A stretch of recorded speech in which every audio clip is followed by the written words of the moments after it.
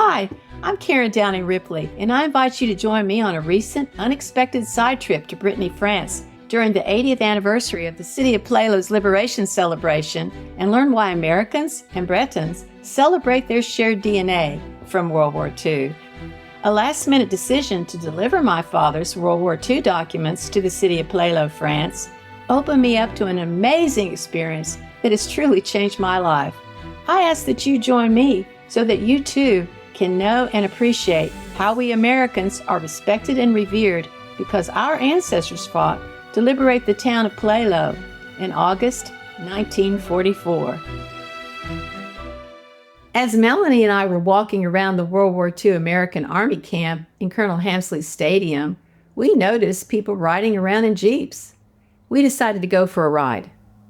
We waved down the next Jeep that was driven by a lovely man from Paris. He was dressed in an American Army soldier's uniform. He told us that he had been taking everybody around to all the tents in the camp and showing them the scope of the exhibits. Our driver drove us through the camp and then suddenly, unbeknownst to us, started speeding up and going further out into a field that appeared to be some sort of Jeep obstacle course. Melanie and I ended up screaming and laughing because he would zip us down the hills and then drive fast up the next hill. We would fly up into the air with all four wheels off the ground and then go crashing back to the ground with a bang. Melanie and I were laughing uncontrollably. We were totally surprised and had a blast. He was a sweetheart, and we saw him at other festival events and loved getting to know him better. So after our wild ride, we heard the band start playing. It was a band dressed in U.S. Navy white dress uniforms. They were so sharp, and they were belting out 40 songs on a huge stage. Portable dance floors had been set up, and all of us started dancing. They had a line dance, and Melanie and I tried to keep up. I wasn't good at it at all. Out on the dance floor, I began to recognize people, though, who I had met at various festival events. Bert asked me to dance, and we had a great time.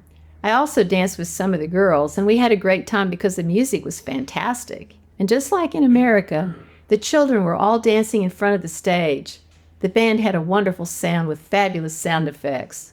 Once again, everyone was transported back to 1944. After some dancing, we enjoyed the feast. We lined up and waited with our tickets to be served just like at home. There were long tables under tents with servers. They fed us something I had never had before. They served delicious boiled ham hocks. They were big pig joints, which had been boiled to perfection, without barbecue sauce. They were served with lots of French fries and salad. We also put good use to our tickets for wine and beer. The meal was scrumptious. We started out using our plastic knife and fork, but ended up chowing down with our hands like everyone else around us, and of course, that made it taste even better. Bert and I began saving all the plastic wine cups that we could get.